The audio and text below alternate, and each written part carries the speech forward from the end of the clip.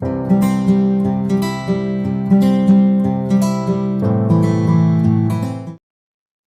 दोस्तों। इस लेक्चर में हम एक्सरसाइज सेकंड डे जो देकार्ते चेन नियम हमने लास्ट टाइम पढ़ा था उसके ऊपर आधारित एक प्रश्नावली है जिसको हम करने जा रहे हैं। तो जो लास्ट टाइम आपने पढ़ा था उसको पहले मैं आपको याद दिला देता हूँ कि आपने ये पढ़ा कि धन मूलों की संख्या जो आपके धनात्मक मूल है उनकी संख्या छोटी रह सकती है, कम रह सकती है, बराबर रह सकती है। किसके बराबर? धन मूलों की संख्या कम रह सकती है, बराबर रह सकती है समीकरण में परिवर्तित चिन्हों की संख्या की। समीकरण में परिवर्तित चिन्हों की संख्या के जितने चिन्ह बदले हैं उनको गिन लीजिए, कितने आए। जितने भी आए धन मूलों की संख्या हमेशा उससे कम रहेगी। अच्छा, अब जो धन मूलों के लिए आपने निकाला बेटा वो आप ऋण मूलों के लिए भी निकाल सकते हैं। कैसे? आपके समीकरण में जो x है उसको आप हटा दीजिए माइनस एक्स से, तो आपका जो x है वो माइनस एक्स बन जाएगा। मतलब जो धनात्मक मूल है वो क्या बन जाएंगे? ऋणात्मक मूल बन जाएंगे। और x की जगह माइनस एक्स रख के उसी समीकरण में x की जगह माइनस एक्स रख के उस समीकरण को माइनस के लिए बना लीजिए, तो आपको पता चल जाएगा ऋण मूलों की संख्या कितनी होगी। तो अब दोबारा जो नई समीकरण बनी है, नई समीकरण में परिवर्तित चिन्हों की संख्या। और एक बात जो हम जानते हैं, अब हमें इससे धन और ऋण मूलों को ज्यादा से ज्यादा कितने प्लस के मूल हो सकते हैं, कितने माइनस के मूल होते हैं, ये पता चल जाएगा।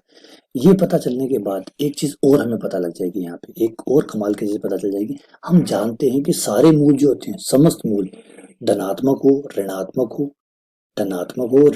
हो, सम्मिश्र हो, सब मिलाकर बहुपद की घात के बराबर होते हैं। ये बात आप जानते हैं।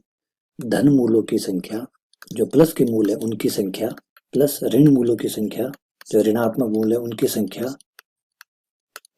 शून्य मूल की संख्या प्लस अशून्य सम्मिश्र मूलों की संख्या, ये सब मिला के बराबर होती है बहुपद की घात या बहुपद की कोटि।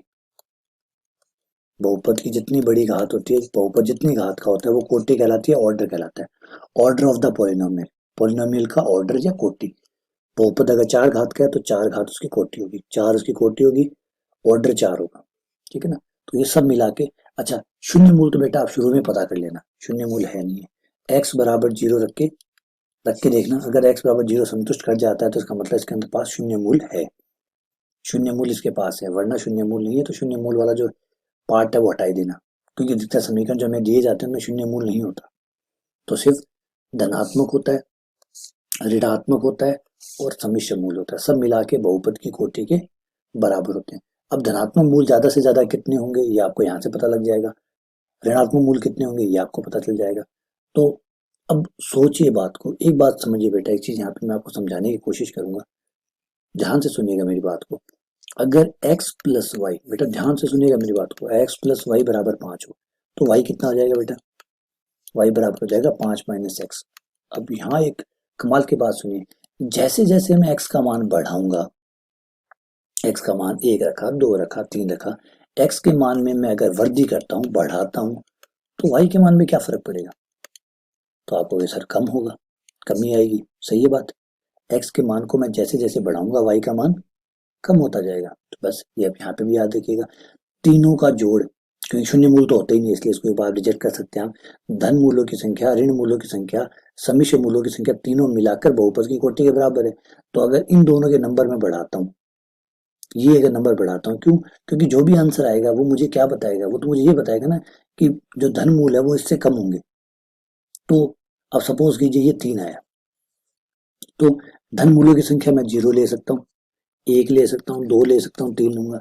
तो अगर मैं 0 लेता हूँ, फिर 1 लेता हूँ, फिर 2 लेता हूँ, तो मैं धन मूल्यों की संख्या बढ़ा रहा हूँ ना।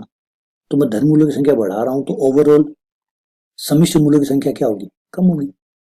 तो सम्मिश्र मूल्यों की संख्या बराबर होगी बहुपद की कोटि माइनस धन मूल्यों की संख्या माइनस ऋण मूल्यों की संख्या। कोटि में से घटा दीजिए, बहुपद की कोटि में से धन मूल्यों की संख्या और ऋण मूल्यों की संख्या घटा दीजिए। ठीक है?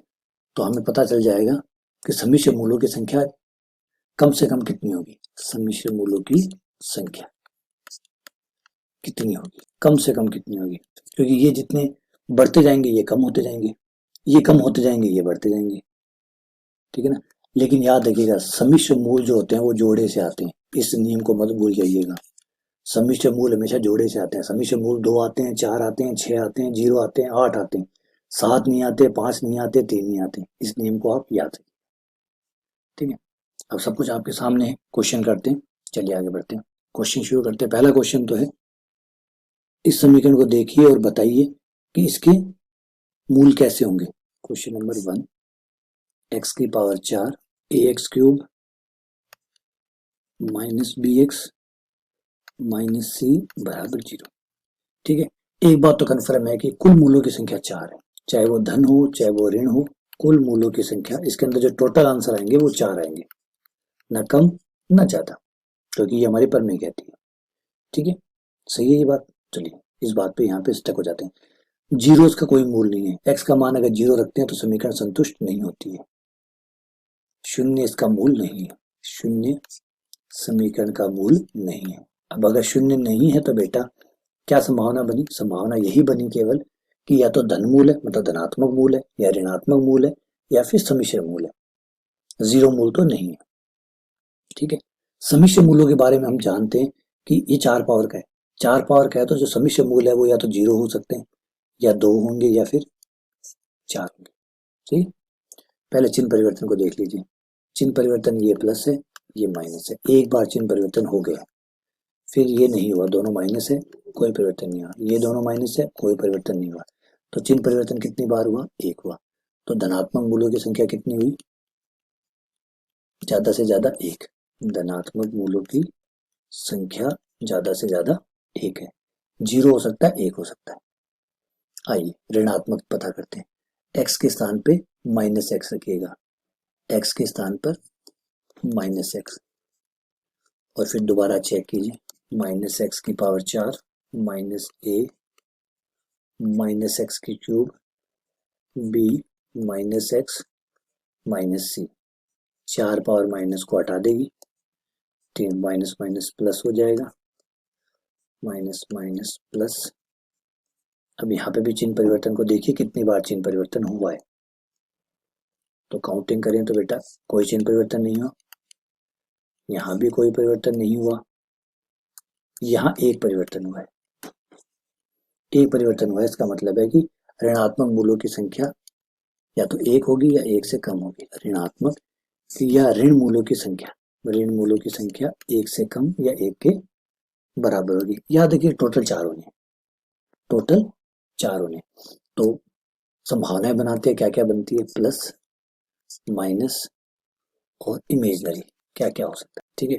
अगर हम मान के चलते हैं कि धनात्मक मूल 1 है, एक धनात्मक मूल है, ठीक है। टोटल 4 होने हैं, टोटल जोड़ हमेशा 4 रहेगा। धनात्मक मूल अगर 1 हो जाता है, ऋणात्मक मूल अगर 0 ले लें तो सम्मिश्र मूल आते हैं 3।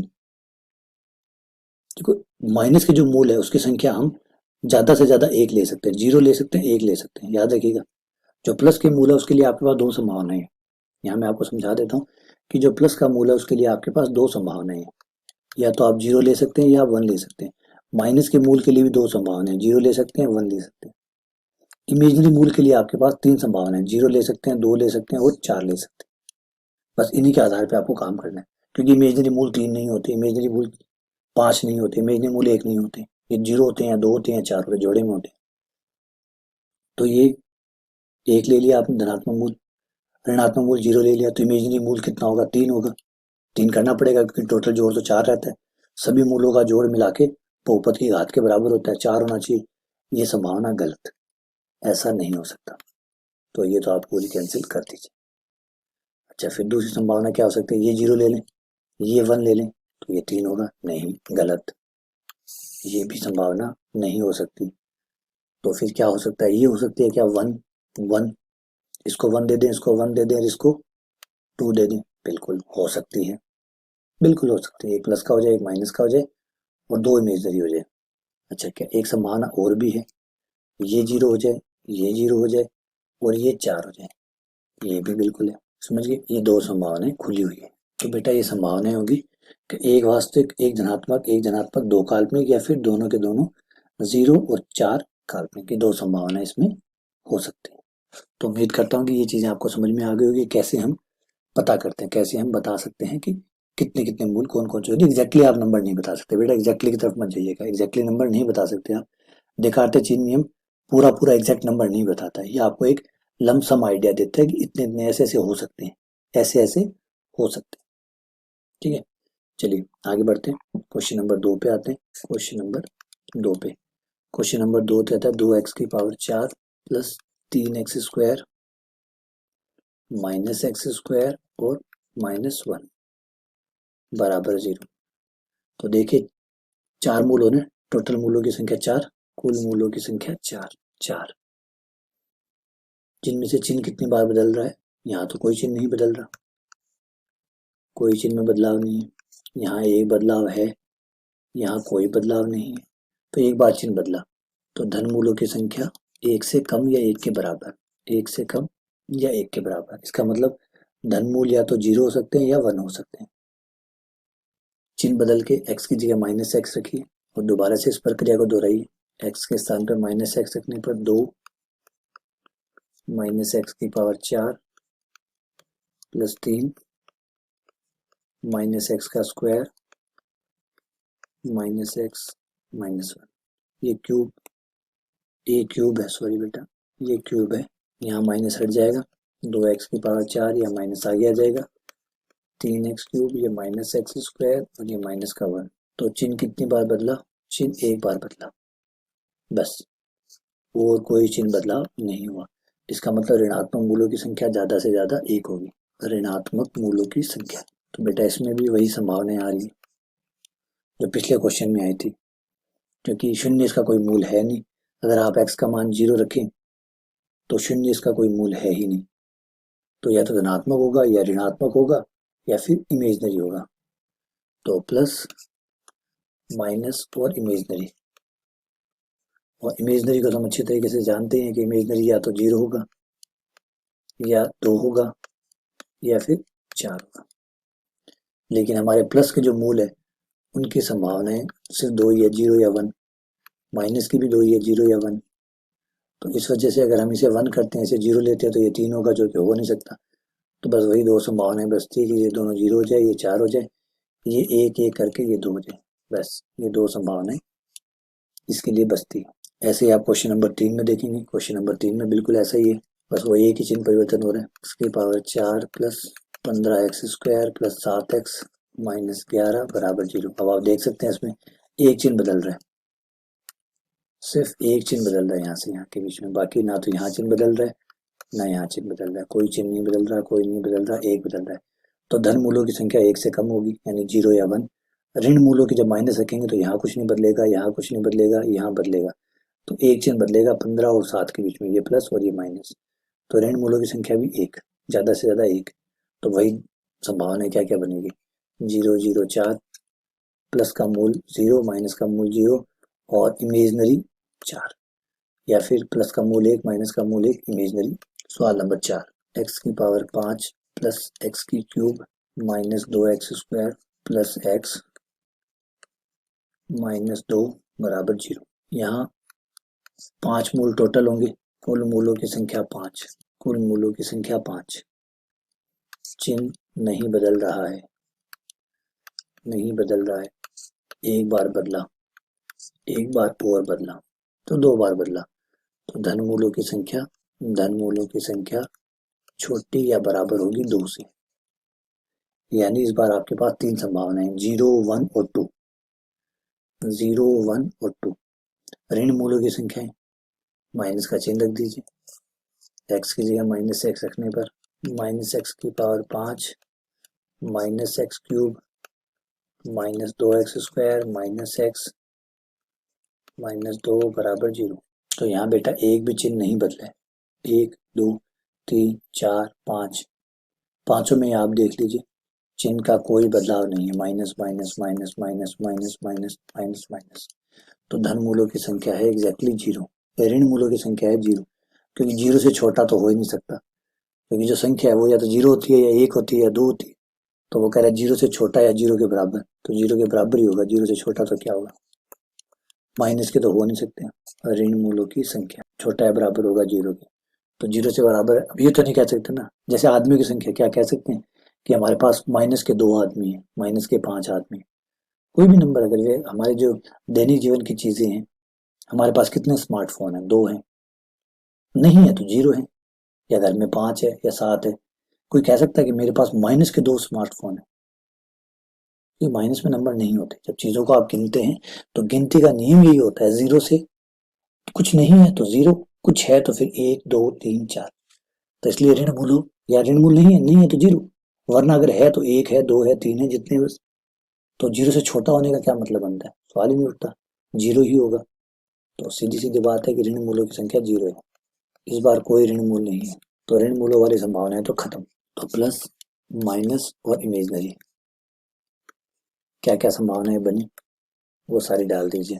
पहली ये है कि धन मूल 2 तक ले सकते हैं, 0 लेंगे तो हमें इमेज ये तो 0 ही रहना है, माइनस के मूल तो 0 ही है, तो इमेजनरी मूल 5 हो जाएंगे, और इमेजनरी मूल 5 नहीं हो सकते, ये संभावना खत्म। धनात्मक मूल 1 ले लें, ऋणात्मक मूल तो 0 ही रहेंगे, ये 4 हो जाए, काम करेगी। ये 2 ले लें, ये 0 हो जाएगा, ये 3 गलत, 3 नहीं हो सकते, बस। तो संभावना कौन सी बची, एकमात्र संभावना बची वो ये बची, इसका मतलब एक ही संभावना बची, तो संभावना क्या रही फिर, तब घटना घटित हो ही गई। संभावना तब होती है जब 2 चीजें 3 चीजें बचे, अब तो एक ही घटना बची है ना, तो ये नहीं हो सकता, ये नहीं हो सकता, ये नहीं हो सकता, मात्र यही बचा हो सकता है, एक मात्र घटना बची तो ये होके ही रहेगी, फिर होके रहेगी, इसका मतलब धनात्मक मूल 1 होगा, इमेजनरी मूल 4 होंगे, ठीक है ना। चलिए आगे बढ़ते हैं।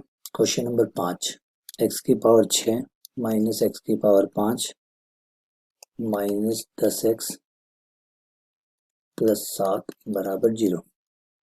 तो देखिए चिन्ह कितनी बार बदला, ये प्लस माइनस, एक बार चिन्ह बदला, फिर नहीं बदला, फिर दोबारा बदला, तो भाई 2 बार चिन्ह बदल रहे हैं, 2 बार बदल रहे, धन मूलों की संख्या 2 के बराबर या 2 से कम होगी, धन मूलों की संख्या 2 से छोटी या 2 के बराबर होगी, मतलब 0 हो सकता है, 1 हो सकता है और 2 हो सकता है। संभावनाएं बन गई, 0 होगा या 1 होगा या फिर 2 होगा। माइनस का और रख के देख लीजिए, माइनस का रखने पर माइनस एक्स की पावर 6 माइनस माइनस एक्स की पावर 5 10 माइनस एक्स और 7, माइनस हट जाएगा, यहाँ माइनस आगे आ जाएगा, माइनस माइनस प्लस, ये प्लस और ये, भाई चिन्ह कोई बदला नहीं है, कोई बदला नहीं है, इसका मतलब है कि ऋण मूलों की संख्या 0 होगी, ऋण मूलों की संख्या 0। ये लो भाई हमारा काम मोटा मोटा हो गया, प्लस माइनस और इमेजनरी, सारी संभावनाओं पे बात करके देख लीजिए।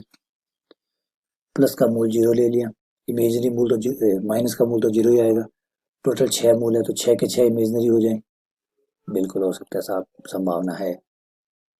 प्लस का मूल जो है वो 1 हो जाए, ये 0 हो जाए, ये 5 हो जाए, बिल्कुल नहीं हो सकता, इमेजनरी मूल 5 नहीं हो सकते, ये 2 हो जाए, ये 0 हो जाए, ये 4 हो जाए, बिल्कुल हो सकता है। तो ये 2 संभावनाएं बचती है कि 0 0 6 हो जाए और 2 0 4 हो जाए। बेटा यहाँ 2 संभावनाएं बच गई।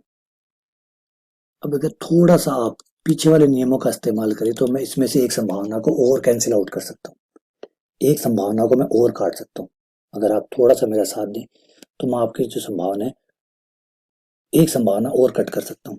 वो रूल क्या है, आपने शुरुआत में मूलभूत प्रमेय पढ़ी थी, और मूलभूत प्रमेय के अंदर बेटा आपने लास्ट के 2 नियम पढ़े थे कि अगर आपका बहुपद समघात का है, और आप देखिए या तो आप यहाँ छोड़ दीजिए, ज्यादा माथापच्ची मत कीजिए, ठीक है, और अगर थोड़ा सा और लेवल को बढ़ाना चाहते हैं और एग्जैक्टली लेवल को बढ़ाना चाहते हैं तो हमारी जो मूलभूत प्रमेय पढ़ी हुई है आप उनको याद कीजिए। जैसे आप उनको याद करेंगे तो उसमें लास्ट के 2 मूलभूत प्रमेय के 2 नियम थे, अगर उन नियमों को देखें तो उन नियमों की सहायता से आप और इसमें सुधार कर सकते हैं। मतलब एक ऑप्शन तो खारिज हो चुका ऑलरेडी, ये तो खारिज है, लेकिन ये जो 2 बचे हैं इन 2 में से भी अगर आपको एक करना है तो वो जो मूलभूत प्रमेय का जो नियम है वो आपकी मदद करेंगे, वो नियम आपकी मदद करेंगे।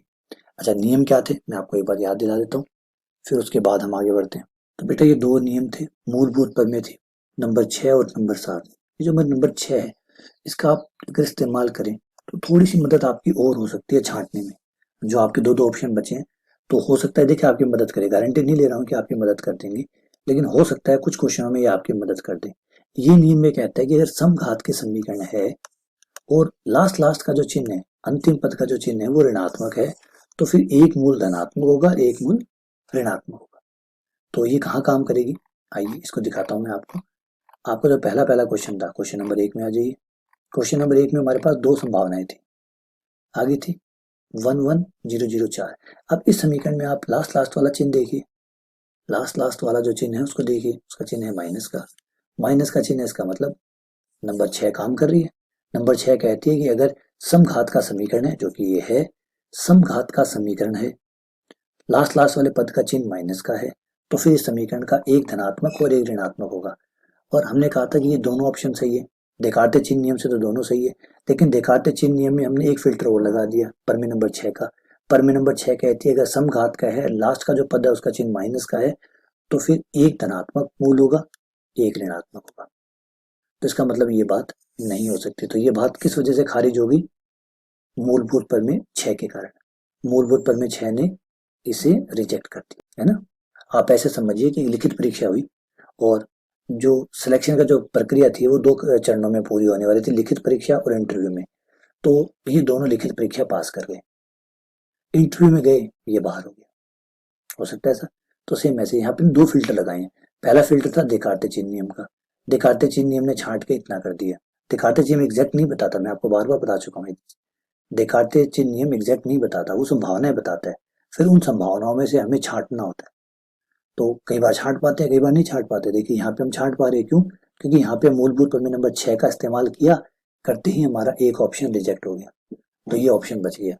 तो कंफर्म हो गया कि एक वास्तविक मूल होगा, एक धनात्मक वास्तविक, एक ऋणात्मक वास्तविक और दो काल्पनिक। ये लीजिए, ये मात्र बच गया, ये ऑप्शन कैंसिल आउट हो गया। ऐसे ही आप यहाँ भी कर सकते हैं। देखिए क्वेश्चन नंबर 2 में कितनी पावर है, 4, यहाँ चिन्ह किसका है, माइनस का, ठीक है। तो एक धनात्मक एक ऋणात्मक, तो हमने कहा था कि ये ऑप्शन और ये ऑप्शन दोनों सही है। भाई ये सही नहीं हो सकता, क्यों, क्योंकि मूलभूत प्रमेय नंबर 6 के अनुसार ये ऑप्शन गलत है। मूलभूत प्रमेय नंबर 6 कहती है कि अगर समघात है, समघात का बहुपद है, लास्ट वाले का चिन्ह ऋणात्मक है, तो एक धनात्मक होगा और एक ऋणात्मक होगा। तो मात्र यही संभावना बची, तो 1 1 2, ये लीजिए ये सही है। क्वेश्चन नंबर 3 पे भी ये काम कर रहा है। देखिए 4 रहा, 4 पावर है, लास्ट वाले का चिन्ह माइनस का है, तो जो लास्ट वाले जो ऑप्शन है 0 0 वाले वो खत्म कर दीजिए, काट दीजिए उसको। 0 0 4 नहीं हो सकता, क्यों, क्योंकि अगर समघात है, पीछे का चिन्ह माइनस का है, तो एक धनात्मक एक ऋणात्मक मूल होके रहेंगे, तो ये मात्र ऑप्शन है जो बचा, 1 1 2, ठीक है। अब यहाँ भाई कुछ नहीं कर सकते, क्यों, क्योंकि यहाँ पे हमारी कोई मदद नहीं करेगा। यहाँ पे एक मदद होगी, देखिए आइए इसकी मदद लेते हैं। एक मदद हो सकती है यहाँ पे।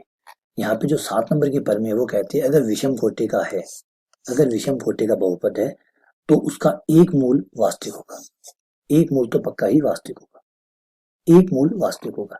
तो यहाँ पे हम आगे, ये वैसे नियम हम काम में ले चुके हैं, कोई ज्यादा फर्क नहीं डालेगा ये।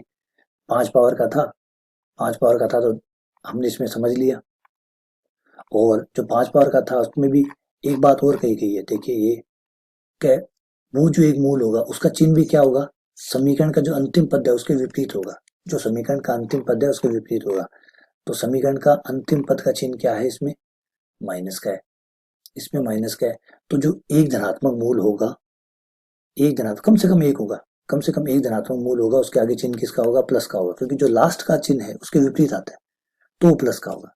तो इसका मतलब एक धनात्मक मूल होगा और वो भी किसका होगा, कम से कम, कम से कम बोल रहा है वो कह रहा है कम से कम एक धनात्मक मूल होगा और उसका चिन्ह प्लस का होगा। तो जो जीरो वाली संभावना है वो तो रिजेक्ट कर दीजिए, वो ऑलरेडी हम कर चुके हैं। क्यों, क्योंकि जीरो करने से हमें इमेजनरी मूल 5 लेने पड़ते हैं, जो कि ले नहीं सकते, इसलिए वो ऑटोमेटिक पहले ही कैंसिल हो चुकी है, ठीक है। 2 वाली इसलिए कैंसिल हो चुकी है कि इमेजनरी मूल 3 करने पड़ेंगे, इसलिए वो ऐसे कैंसिल हो गई। तो ऑलरेडी एकमात्र संभावना पहले से ही बची हुई है, तो यहाँ कुछ है ही नहीं चूज करने के लिए, है ना। तो थोड़ी सी अगर जो नियम नंबर 7 के कोई फायदा नहीं हुआ नियम नंबर 7 का, ऑलरेडी हमारे देखाते नियम से ही, और मूलों का जो संख्या होती है, इमेजनरी मूलों की संख्या युग्मों में होती है, इन नियमों से हमारा काम चल गया। अब 6 में आ जाते हैं। 6 में हमारी कोई मदद नहीं हो रही। 6 में क्यों काम नहीं कर रहा, 6 में समघात है, बहुत ही बढ़िया। लेकिन पीछे वाला चिन्ह किसका है, प्लस का है। तो ये नियम नंबर 6 काम नहीं करेगा, क्योंकि नियम नंबर 6 कहता है सम घात का होना चाहिए, लास्ट वाला चिन्ह माइनस का होना चाहिए, लेकिन लास्ट वाला चिन्ह तो प्लस का है, लास्ट वाला चिन्ह तो प्लस का है। तो बेटा यहाँ पे कोई नियम नहीं लग सकता, तो यहाँ तो आपके पास 006 और 204। हाँ, इस बात को आप ऐसे जरूर कह सकते हैं, एक चीज जरूर कह सकते हैं कि आप देख पा रहे हैं कि जो सम्मिश्र मूल है, इमेजनरी मूल है, वो या तो 4 है या फिर 6 है, तो कम से कम 4 तो आएंगे आएंगे। अगर ये बात सही हुई, अगर ये घटना सही हुई तो 4 आएंगे, और ये घटना सही हुई तो 6 आएंगे। तो आप कह सकते हैं एटलीस्ट, कम से कम, एटलीस्ट 4 इमेजनरी रूट्स, कम से कम 4 तो इमेजनरी रूट्स आएंगे ही आएंगे, 4 तो आएंगे ही आएंगे। हो सकता है 6 इमेजनरी रूट्स आ जाए। चलिए आगे बढ़ते हैं। क्वेश्चन नंबर 8, ये हमने अभी किया है। Question number 5, question number 6, x की power 8 10 x cube minus x minus 4 बराबर 0। तो देखिए साइन कितनी बार चेंज हुआ है, कोई चेंज नहीं, यहाँ कोई चिन्ह नहीं बदला, एक ही बार चिन्ह बदला है, तो धन मूलों की संख्या होगी 1 की संख्या 1 से कम या 1 के बराबर। x की जगह माइनस एक्स रख दीजिए, तो माइनस एक्स की पावर 8 10 माइनस एक्स की क्यूब माइनस एक्स और माइनस 4, ये हो जाएगा आपका x की पावर 8, ये हो जाएगा माइनस 10 एक्स क्यूब प्लस का x और माइनस का 4। इसमें अगर आप चिन्ह देखें कितनी बार बदल रहा है, तो इसमें बदलने वाले चिन्हों की संख्या है 1 2 और 3। तो ऋणात्मक मूलों की संख्या 3 से कम या 3 के बराबर, ऋणात्मक मूलों की संख्या 3 से कम या 3 के बराबर। तो आ जाइए, अभी ये 8 है ना, 8 सम संख्या है, पीछे का चिन्ह माइनस का है, इसका मतलब कम से कम एक एक मूल तो पक्का ही होगा। एक एक से ज्यादा हो तो अलग बात है, लेकिन एक एक तो पक्का ही होगा, एक धनात्मक मूल और एक ऋणात्मक मूल। तो जो 0 0 वाली संभावना है वो तो यहाँ कैंसिल हो जाएगी।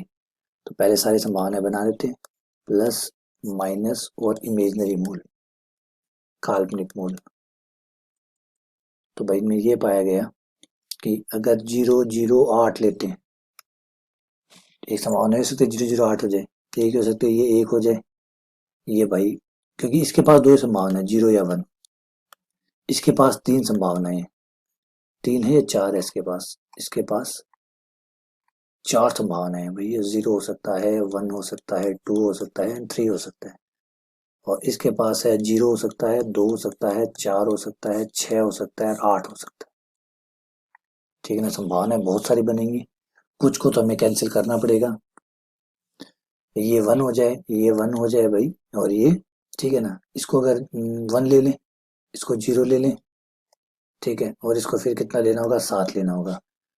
तो या फिर अब इसको 2 तो ले ही नहीं सकते, इसको 0 ले लें, इसको 1 ले लें, तो इसको 7 लेना होगा, इसको 1 ले लें, फिर इसको 1 ले लें, तो इसको 6 लेना होगा। तो टोटल तो 8 ही रखना है। तो इसको 0 ले लें, इसको अब 2 ले लें, 1 2, तो ये हो जाएगा यहाँ पे 6 होना पड़ेगा, इसको होना पड़ेगा 5। पहले बना लीजिए सारी संभावनाएं, बाद में कैंसिल आउट कर लीजिएगा।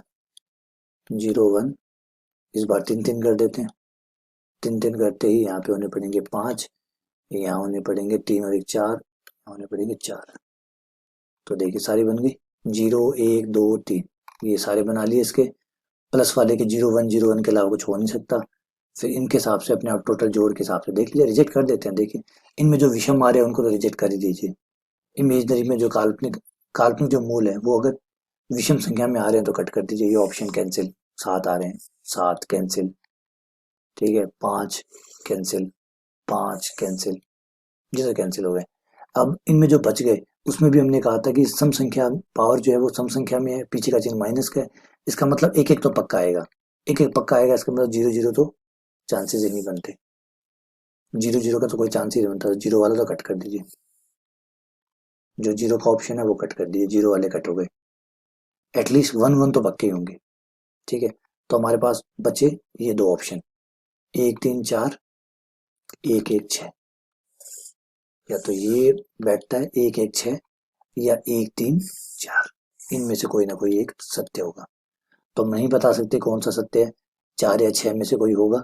तो ये जरूर कह सकते हैं कि कम से कम 4 काल्पनिक मूल है, कम से कम 4 काल्पनिक मूल है, कम से कम एटलीस्ट 4 इमेजिनरी रूट्स, 4 काल्पनिक मूल। क्योंकि चाहे पहली घटना सत्य हो चाहे दूसरी घटना, अगर ये बात सही है तो 4 होंगे, ये बात सही है तो 6 होंगे। तो कम से कम 4 तो पक्के होंगे। अगर ये सही हुआ तो 4, ये हुआ तो 6, तो 6 4 से बड़ा ही होता है। तो ये सही हुआ, ये सही हुआ, तो 4 तो पक्के ही हैं। 4 से ज्यादा हो तो बात अलग है। हाँ जी, क्वेश्चन नंबर 7 में, क्वेश्चन नंबर 7 जो है उसमें x की पावर 9 माइनस x की पावर 5 प्लस x की power 4 plus x square plus 1, जिसके भाई मूलों की संख्या 9 है। 9 है, इसका मतलब कम से कम एक वास्तविक मूल पक्का होगा। विषम संख्या में तो एक वास्तविक मूल होगा, और उस वास्तविक मूल का जो चिन्ह है वो पीछे वाले का जो चिन्ह होगा उसका विपरीत आएगा, मतलब माइनस का। एक वास्तविक मूल आएगा और वो माइनस का आएगा।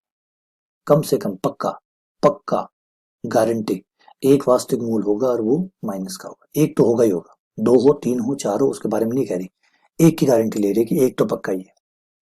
ठीक है ना। तो आ जाइए पहले चिन्ह चेंज देख लेते हैं। ए प्लस माइनस एक बार, 2 बार, बस 2 बार।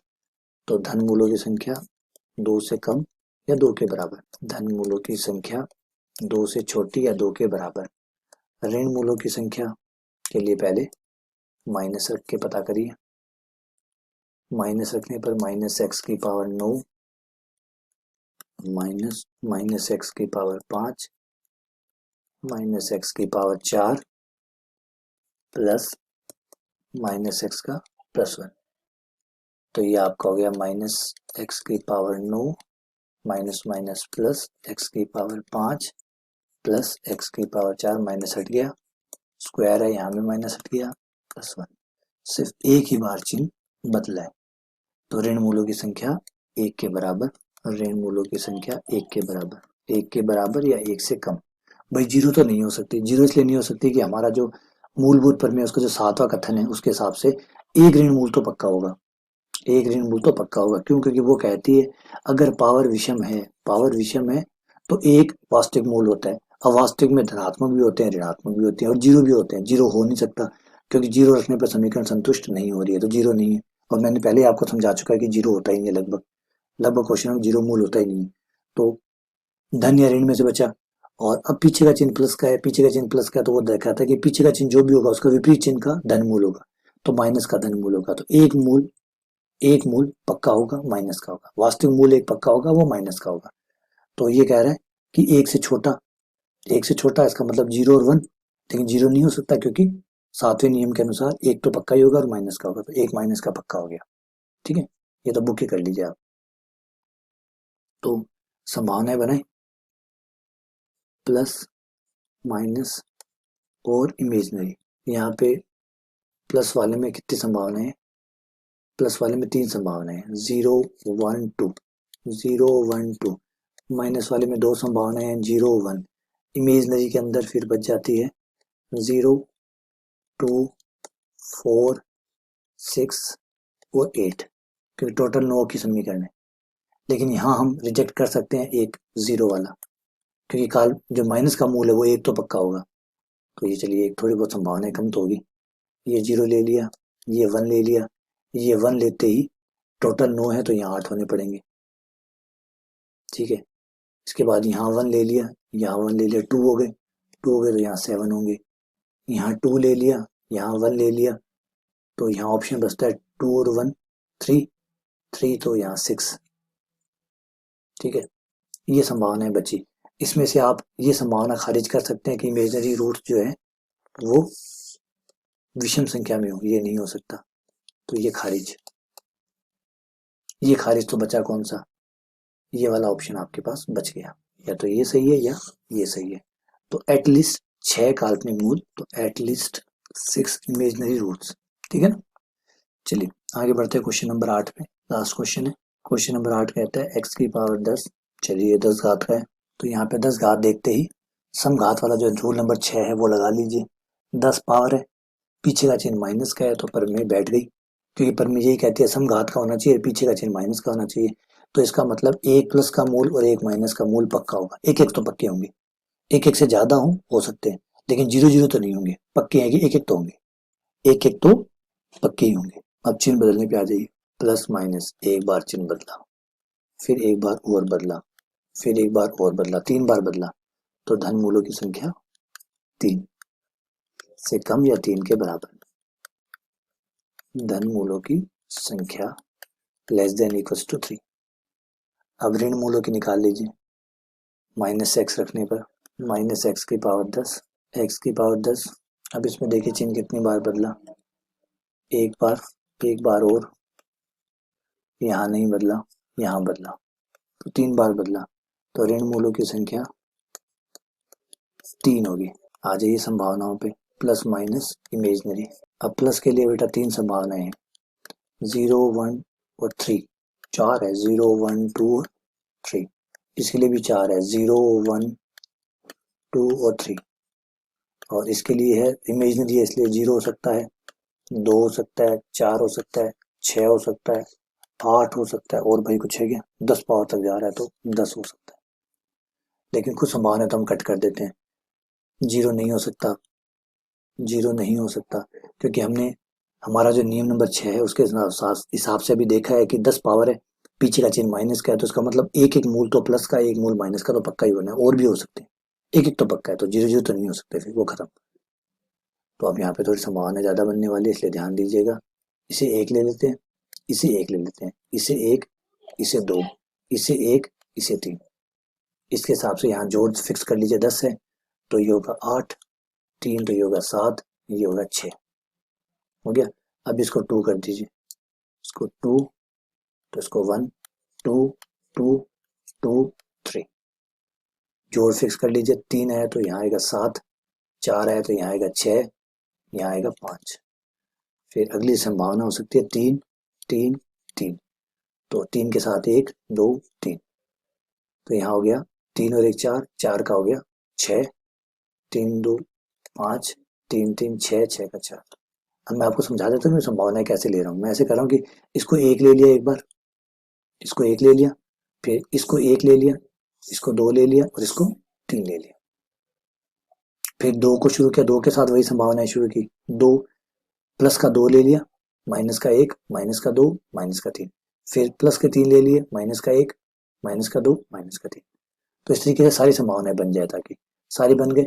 इसमें से जो विषम संख्या में आ रहे हैं इमेजनरी रूट्स, उन्हें तो कट कर देते हैं, उन्हें रेस से बाहर कर देते हैं, ये बाहर, ये भी बाहर, ये भी बाहर, और ये भी रेस से बाहर, है ना, ये बाहर। अब जो बच गए उनको तो भाई रखना ही पड़ेगा, क्योंकि आप पहले से वो 0 वाली संभावना तो कट कर ही चुके हैं, तो जो संभावनाएं बची है वो सब सही बची है। तो इमेजनरी मूल 8 हो सकते हैं, 6 हो सकते हैं, 6 हो सकते हैं, 6 हो सकते हैं, और 4 हो सकते हैं। तो एटलीस्ट कितने हुए, 4 तो हो ही गए, तो एटलीस्ट 4 इमेजनरी रूट तो पक्के ही होंगे, एटलीस्ट 4 इमेजनरी रूट्स, ठीक है ना। ये संभावना है, ये बच गई। तो आप ये संभावनाएं बना के दिखा दीजिएगा, और कौन कौन सी संभावनाएं कैंसिल होगी वो भी बता दीजिएगा, ये संभावनाएं नहीं बनेंगी और ये बनेंगी, ठीक है ना। तो आप संभावनाओं को, अगर आप चाहें इसको डिटेल से चाहें तो आप ऐसे नंबर दे सकते हैं, यहाँ लिख सकते हैं संभावना, यहाँ लिख सकते हैं फर्स्ट, सेकंड, ठीक है ना, ये इसको सेकंड नाम दे दीजिए, second, third, fourth, fifth, six और सेवंथ। एक एक संभावना को न होने का कारण बता दीजिए, क्यों नहीं होगी, एट्थ और ये नाइन्थ। तो आप बता सकते हैं कौन सी संभावनाएं गलत क्यों है। आप कह सकते हैं फोर्थ गलत है, सेकंड गलत है, सिक्स गलत है, क्यों, क्योंकि इनमें इमेजनरी जो रूट है, जो काल्पनिक मूल है, वो विषम संख्या में आ रहे हैं, तो ये इसलिए गलत है। फिर जो बच गई, तो आप बताइए कौन कौन सी संभावना सही है। एक संभावना 1 1 8 ये सही है, 1 3 6 ये सही हो सकती है, 2 2 6 ये भी हो सकती है, 3 1 6 ये भी हो सकती है, 3 3 4 ये भी हो सकती है। बस इस तरीके से आपका आंसर लिखा जाएगा। तो उम्मीद करता हूँ कि ये जो प्रश्नावली समझ में आ गई। ज़्यादातर सवाल नहीं आते इस प्रश्नावली से, लेकिन फिर भी पढ़ना ज़रूरी है, सीखना ज़रूरी है। सीखने में बंदिश नहीं होनी चाहिए कि ये आएगा या नहीं आएगा। पढ़ने के हिसाब से सब आएगा। पेपर के हिसाब से ज़रूर छाँटना, क्योंकि पेपर में बेचारा कर भी क्या सकता है। पेपर में 11 क्वेश्चन डालने होते हैं। अब 11 क्वेश्चन में 2 किताबों को कवर करना संभव भी नहीं है ना? तो पढ़ने के हिसाब से सब कुछ पढ़िए, सब कुछ सीखिए, सीखने की कोई बाउंड्री नहीं होनी चाहिए। ठीक है ना? तो उम्मीद करता हूँ कि ये चीज़ आपको समझ में आ गई हो। कोई डाउट हो, कोई प्रॉब्लम हो इससे जुड़ी हो तो मुझे बताइएगा। चलिए बहुत-बहुत धन्यवाद, शुक्रिया।